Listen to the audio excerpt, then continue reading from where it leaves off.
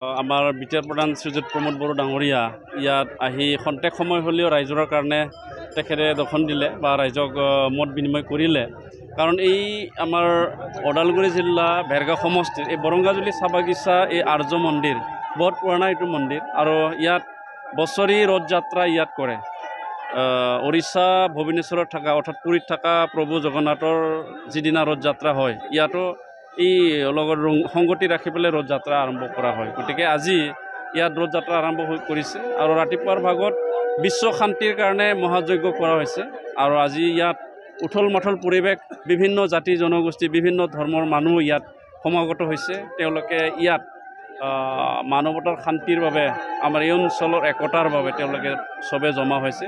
ময়ো আশা ৰাখিছোঁ আমাৰ এই সৰু এটা ঠাইৰ পৰা ভগৱানৰ যি উদ্দেশ্য আৰু লক্ষ্য ৰাখি পেলাই আমি স্মৰণ কৰিছোঁ, তেখেতে যাতে আমাক বা মানৱ সমাজক যাতে তেখেতে শান্তিয়ে ৰাখে আৰু সকলোকে নিজৰ নিজৰ ৰাস্তাত সকলে যাতে ছাকচেছ হ'ব পাৰে তাকে যাতে ভগৱানে আশীৰ্বাদ দিয়ে, মই এইটো কামনা কৰিছোঁ।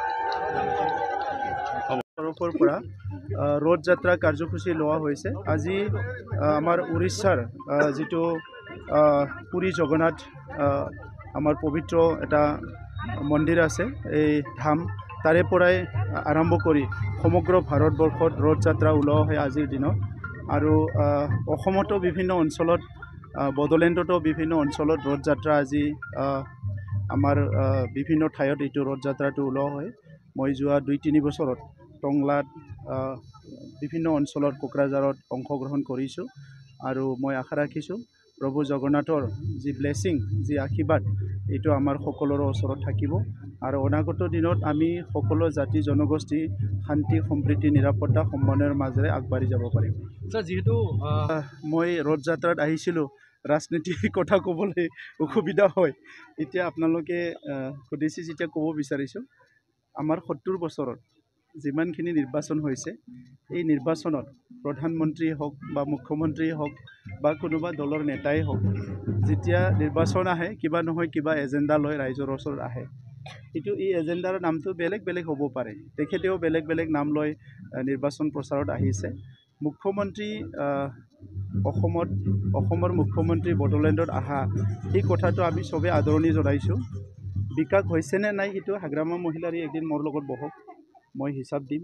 ধুনীয়াকৈ টেবুলত বহক, চাহ কফি ময়ে এৰেঞ্জ কৰিম, তেখেতে আহক, এটা টাইম দিয়ক।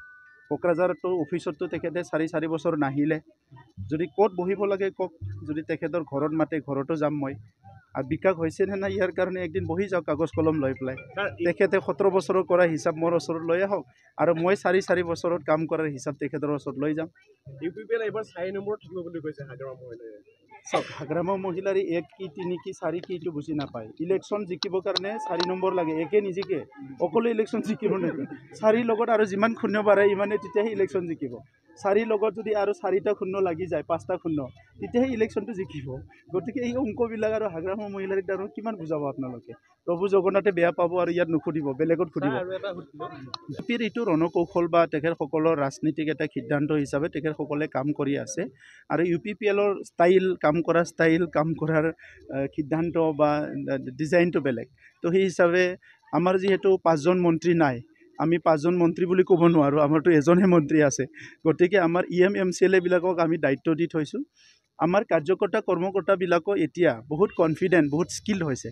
চ' 40টা সমষ্টিত আমাৰ 40জন ভাল কোঅৰ্ডিনেটৰ কাম কৰি আছে। 10টা ডিষ্ট্ৰিক্টত আমাৰ ইনচাৰ্জ আছে।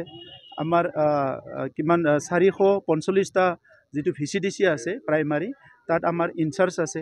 3টা বুথৰ এগেইনষ্টত এজন ইনচাৰ্জ আছে আৰু 3200টা বুথ কমিটি আমাৰ সক্ৰিয়ভাৱে কাম কৰি আছে।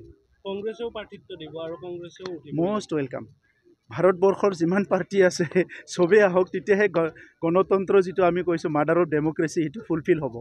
তো ইয়াত আগতে কি আছিলে, আমাক নিৰ্বাচন খেলিবলৈ আহোঁতে খিল মাৰি মাৰিব বিচাৰিছিলে। এতিয়াতো সেই পৰিৱেশ নাই। 2020ত পাথাৰ লৈ পেলাই আমাক ৱেলকাম কৰিছিলে। এতিয়া আমি চবকো ফুল লৈ ৱেলকাম কৰিম, চবেই আহক, তেতিয়াহে আমাৰ জাতি জনগোষ্ঠী চবে ভাৰতৰ ডেম'ক্ৰেচিৰ মেইন যিটো আমাৰ অনুভৱ সেইটো চবে কৰিব। কিন্তু আহি পেলাই এটা কথা মনত ৰাখিব, আমাক যাতে কোনো আকৌ বিভাজন কৰিব নিবিচাৰে।